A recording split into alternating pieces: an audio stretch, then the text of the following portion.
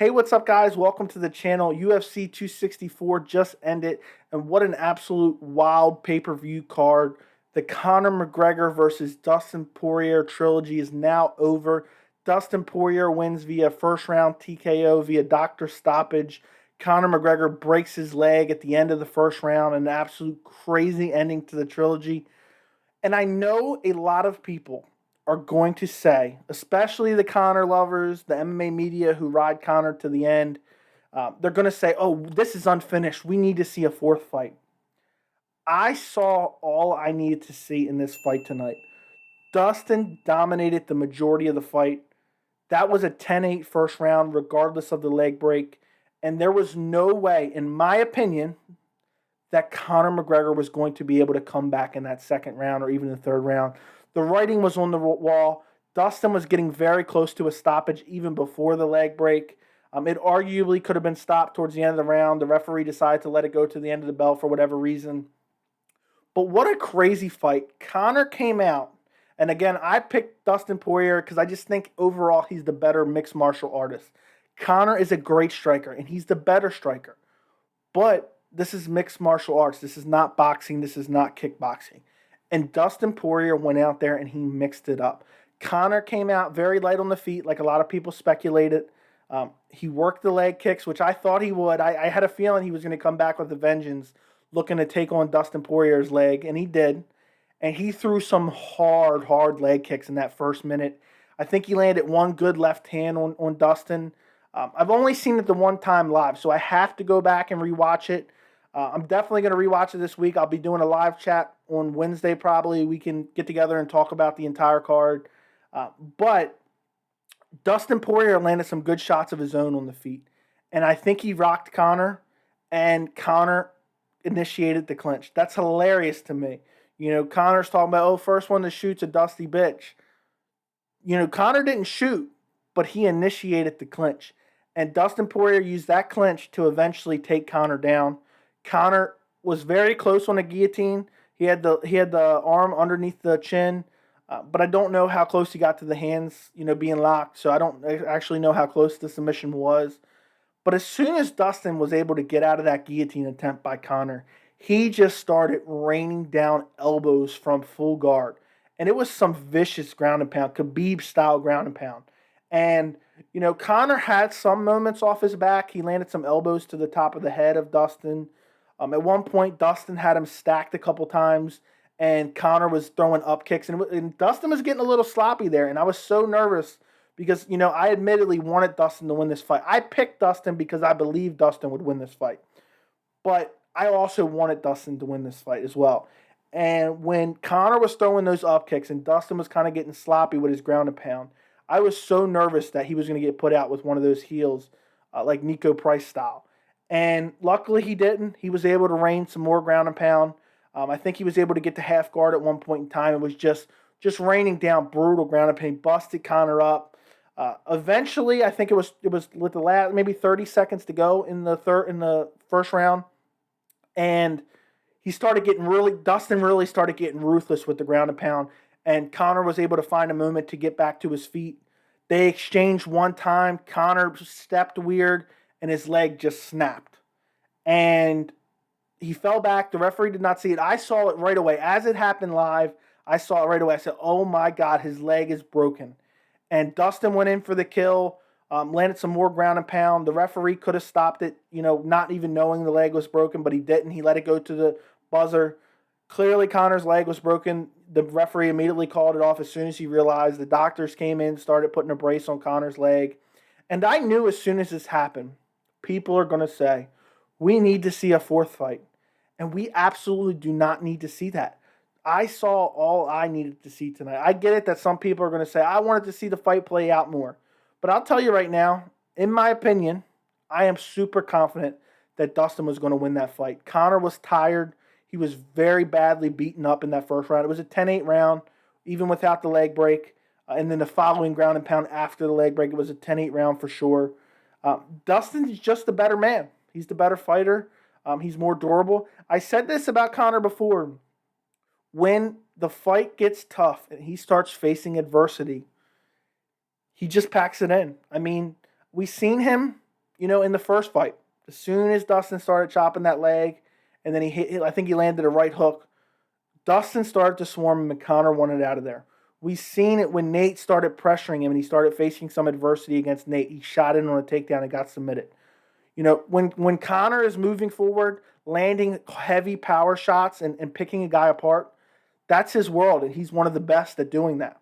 But when he starts to face some adversity, he doesn't handle it very well. And I know we've seen it sometimes. We saw it in the Chad Mendes fight. We saw it, in the Nate Diaz second fight, but I thought Nate Diaz won that fight anyway. But that was a great fight. But again, that's against Nate Diaz. Nate Diaz, while I love Nate Diaz is not, on the same level as some of these other top lightweights. Dustin Poirier, as far as, overall striking and everything like that, I just don't feel like you can equate the two. And Dustin proved that he is the better man. And I cannot wait for Dustin Poirier versus Charles Oliveira for the lightweight belt. I am beyond excited for that fight. Even if people want to cry and say Dustin versus Conor 4 needs to happen, it's not going to happen for a while. Conor's got a long road to recovery, and I hope that he returns to his old self and everything's fine with his leg. Even though, again, I'm a little bit of a Conor hater, I still want to see the guy in the octagon. I love watching him fight, but I just don't need to see him versus Dustin anymore. We could have the Tony Ferguson fight down the line. We could have the Nate Diaz trilogy down the line. There's so many fights down the line. We could see the Justin Gaethje fight. There's so many fights that he can build himself back up if he's able to win them. And the fourth fight versus Dustin Poirier does not need to happen. And realistically, this third fight didn't need to happen. Conor got it because he's such a mega superstar that he gets what he wants. He could have got an immediate rematch with Khabib. And, he wasn't even the champion going in that fight. Khabib was. Khabib defended his belt, won 3 out of 4 rounds and stopped him. And he could have easily got a rematch against Khabib if Khabib was willing to give it to him. And I just don't think that should be the case here. We've seen Dustin beat him enough. What happens? They do a fourth fight and Dustin stops him again. Okay, now you're just ruining your career. What, are you going to fight him a fifth time? There's no need to see that. Dustin looked so sharp tonight. And I think he has a very good chance at beating Charles Oliveira. And I am the biggest Charles Oliveira believer there is. I love the stylistic matchup. Both guys are super well-rounded. I could see either guy winning. I personally cannot wait for that fight. That's a huge fight. I'm anticipating that already. Probably won't happen until later this year. But also, I think, I don't ever want to laugh or enjoy somebody's injury. You have to point out how ironic it is that Conor, in the build-up to this fight, kept saying, I'm going to send Dustin out of there on a stretcher. And sure enough, Conor McGregor is the guy heading out of the cage on a stretcher tonight. And I don't know if the UFC should have done a post-fight interview with Conor, but they did it anyway in the cage while he has a cast on his leg. He's clearly, in distress. But I think Conor, really looked classless tonight. He's talking badly about Dustin Poirier's wife. He's saying, I was boxing his head off. The fight was only on the feet for, a minute and a half? And Dustin landed some good shots, and you initiated the clinch, as far as I remember. So I just think it just wasn't a good look for him, And I know all the MMA media who love Conor because they exploit his name for clicks are going to say, well, you really can't take what he said, because he was in deep pain and this and that. But I just really don't think it's excusable. It's just bad. It's poor sport. I did not enjoy it at all. I didn't want to see the guy injured. But seriously, not only that, then you're going to try to down your opponent. You got stopped twice. And he was brutalized in that first round. Again, it was a 10-8 round regardless of that ending of the round. And Dustin Poirier was the better man. And Dustin Poirier proved it again tonight. We've seen it in January and now we've seen it in July. And I have no desire to ever see that fight again. Congrats to Dustin Poirier. What a great, respectable guy. He even said, I hope he gets home safe to his family. Dustin did get a little, I don't know what the word for it is, but he was kind of poking a little fun at Conor, And Dustin said he checked the kick earlier in the fight, which he did point at Conor at one point in time. I didn't see if he actually checked the kick or not. And he said at that point he knew that Conor had did something to his leg. It was a very good check. And that's when he think Conor cracked his shin bone. And then later on was when it broke. So I don't know if that's true. I've only watched the fight one time live. But maybe it is, maybe it isn't. But it's just interesting to share in the post-fight. Do me a favor, guys. If you enjoy these videos, make sure to like the video. Make sure you're subscribed and make sure you turn on notifications. But what a crazy main event. Who would have thought broken leg Conor McGregor in this third fight? I would have never thought that in a million years. I thought I predicted Dustin to stop him in the third round. I just thought, Dustin is the overall better mixed martial artist. He mixes everything in so well. Perfect mix of grappling and striking and durability and stamina. Dustin is a great fighter. I mean, without Khabib there, I think Dustin would have already been a champion at some point in time. I know he was an interim champion, but I mean undisputed champion. I think he has a good shot at beating Charles Oliveira, and we'll get to see later this year. That's a close fight. Both guys are great fighters, but please pump the brakes on the fourth Conor McGregor fight. I saw all I needed to see, and I think a lot of people are going to agree with me. If you disagree with me, let me know in the comments. I'm always curious of everyone's opinion. There's no one right opinion here. Let me know. Am I missing something? I've only seen it once, but please let me know in the comments. Let's move on to the co-main event. Gilbert Burns defeats Stephen Wonderboy Thompson by decision. Not the craziest, most amazing fight, but I knew this fight was going to be a lot of feeling out. Gilbert Burns was able to get Wonderboy down in the first round, which surprised me. I predicted Burns to win this fight, but I thought it was going to be, a very, very close fight. And it was kind of close. I still wish it was 5 rounds. I'm kind of sad that it wasn't a 5-round fight. But Gilbert Burns got Wonderboy down in the first round, was able to hold him there. Didn't really work any submissions, got a little bit of ground and pound. He definitely took that first round. Then in the second round, Wonderboy was able to keep the range more. He used the side kicks to the body to manage the distance. I think he countered. It's so hard to remember these cards. There's so many fights. It's so hard to remember everything that happened, especially you're making this video after watching it only one time live. But in the second round, Wonderboy was able to keep the distance a little better using the side kicks to the legs, side kicks to the body, that karate stance he has, constantly switches stances. And towards the end of the second, it was very close on the feet. Neither guy was landing a whole lot. I gave the edge to Wonderboy. Then towards the end of the second round, Wonderboy got taken down again by Gilbert Burns. He didn't do that much with it, but it was just enough for me that I thought Burns took that round. And then in the third round, it was kind of more of the same, if I remember correctly. Burns was able to get him down, kind of ground and pound him. There was a nasty flurry towards the end of that third round where there were some shots that might have been a little bit questionable to the back of the head. There were some people complaining about it. Upon the replay, it didn't look too egregious. There was a couple of them that looked like they may have grazed the back of the head, but I don't think it was as egregious as people thought. One landed to the back. I know that for sure. But what a win by Gilbert Burns. I'm happy I got both the co-main and the main event prediction. I think I'm 18-4 in main event predictions for the entire year, so I'm on such a hot streak. Gilbert Burns, what a win for him. To get a win over a guy like Wonderboy Thompson is a huge, accomplishment. Wonderboy is such a tricky guy to beat. But also, again, and I've said it before, that Wonderboy, when he's fighting a guy who's a heavy power puncher, it's hard for him to let his hands go. And he didn't really let his hands go tonight. He landed a couple counter shots. I think he landed a spinning heel kick at one point in time, but it was very rare that he landed something super clean. And Gilbert Burns was just able to, ground him out. I still wish there was those 2 extra rounds. This was a high-level welterweight fight. By no means was it a bludgeoning for Burns.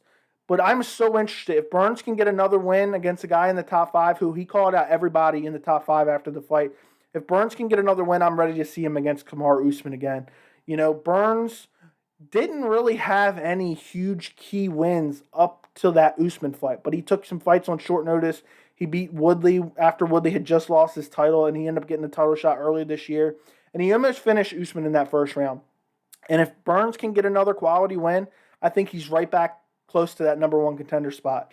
And with none of the welterweights, the top welterweights fighting each other, this was the first time it feels like we get a top 5 matchup other than Kamaru Usman defending his belt, obviously. I think if he gets another quality win, he's right back in line, right back in the mix to fight Kamaru Usman. As far as the next fight down on the card, Tai Tuivasa versus Greg Hardy. It's a very short fight. First round KO for Tai Tuivasa. Greg Hardy, I have to give it to him. I know nobody likes him. I don't particularly like him. But he takes some tough fights. He stepped in on short notice and fought Alexander Volkov. And tonight he rocked Tai Tuivasa. and he got sloppy going in for the finish, and Tai Tuivasa countered him and put him to sleep. Spectacular win for Tai Tuivasa, but I don't know how much it does for him. Greg Hardy does not have a win in the UFC over anybody on the current active roster. So I don't know. Heavyweight division is the most shallow division in all the UFC.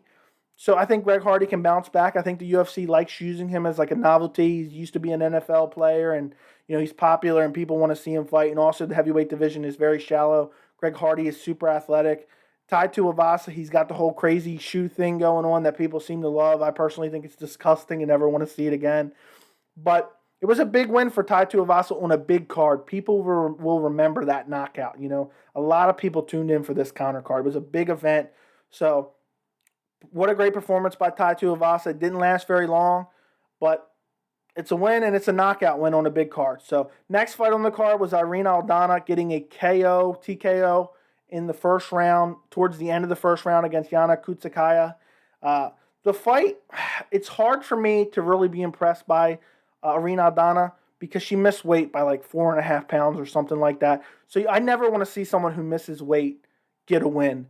But the fight was kind of back and forth on the feet. Aldana eventually drops her, I think with a right hand. I can't remember now. There's so many fights, it's hard to remember what happened. Drops her with like a right hand, eventually starts ground and pound her and just knocks her out. It was an absolute brutal finish. It's very rare you see some of these bantamweight girls get KOs or TKOs, but she absolutely destroyed her towards the end of that fight. And she says she wants to fight for a belt, so maybe she can get another quality win. And with Amanda Nunes knocking off all these bantamweights, maybe she could get a shot relatively soon. Nunes is defending her belt against Juliana Pena next month. She gets this impressive win and maybe one more. She could easily be next in line. I don't know what the UFC is planning to do at 135, and I know Aldana I think she just recently lost to Holly Holm. But after a big win like this, on a big card, again, people are going to remember her name. Maybe 1 or 2 wins away from a title shot. Again, I think the weight miss overshadows this, but still a quality win. Now, this opening fight on the pay-per-view main card is a fight that I really want to talk about because Sean O'Malley versus Kris Moutinho, I think is how you pronounce his name, was absolutely crazy. Kris came in on like 10 days' notice. He's 9-4 outside of the UFC. He's not, he's pretty much a relatively unknown guy. Sean O'Malley's original opponent, Luis Smoka, fell out, and they were desperate for an opponent. A lot of people raised their hands, but apparently people couldn't make weight. It still was disappointing that the UFC couldn't find someone on the UFC roster. But, again, we got this fight. Kris absolutely earned me as a fan tonight, and I know he didn't put on the greatest performance. He was basically a punching bag. But he went out there to fight. He pressured Sean O'Malley from the start of the fight to the finish. And Sean O'Malley was looking up at the clock in each and every round because he was just sprinting backwards, throwing counter shots the entire fight. But don't get me wrong, he was piecing up Kris Moutinho.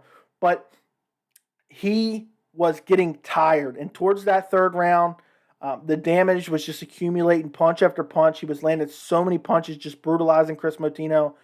And I was not very happy with the stoppage. I don't think, I very highly doubt that Kris was going to be able to pull off a victory. But there was 30 seconds left in the fight. He was swinging back. He was still in that fight. Even though he was not going to win, it made no sense for Herb Dean to step in. If he was going to stop in from accumulated damage, he could have stopped in at the end of the first or the middle of the second. So it was such a weird spot to stop the fight, especially with 29 seconds to go or something like that. 25 seconds, I don't remember what it was, but it was under 30 seconds if I remember correctly. But Kris just plodded forward. And again, he wasn't able to land much, but O'Malley didn't put on that spectacular KO performance that a lot of people thought he would against a guy who's this caliber. And I think this goes to prove my point. And I know I'm not going to, say it's 100% for certain because, again, Sean O'Malley took this fight on short notice as well against a relatively unknown guy. But if Kris can survive against Sean O'Malley, a guy who's 9-4 outside of the UFC, what are guys like Cody Garbrandt, Peter Yan, Rob Font, what are they going to do to Sean O'Malley? And the reason I name those guys is because Sean O'Malley called those guys out. And while there's a lot of guys at bantamweight, even outside the top 15 who are quality, who I'd like to see Sean O'Malley matched up with, when you have a guy that talks a lot and he has a cult following, I just want to see him thrown into that top 10. Let's see if he can prove himself or not. I would love to see it, maybe a Dominic Cruz, but Rob Font would be a great matchup. I don't think Sean O'Malley deserves it, but I would love to see it. He has a cult following. He thinks he's ready to be champ. Let's give him that test, just like they were going to give Khamzat Chimaev versus Leon Edwards, a fight that Khamzat did not earn. But people wanted to see it, so hopefully we'll get it here. I think Kris Moutinho gained a lot of fans tonight. He put on an admirable performance. I hope the UFC gives him a big bonus. It was a fun fight to watch, even though he just plodded forward like a zombie and got destroyed for 3 rounds. I hope he's okay. I hope he takes a lot of time off and gets another opportunity in the UFC. It was a fun fight, though. So thank you guys for watching the post-fight. Do me a favor, like the video. I'll be doing a live chat on Wednesday. You guys can join. We can talk about all the prelims. I'll have rewatched all the fights by then, too, so I'll have more information on them. Thank you so much for watching, and I'll see you in the next video.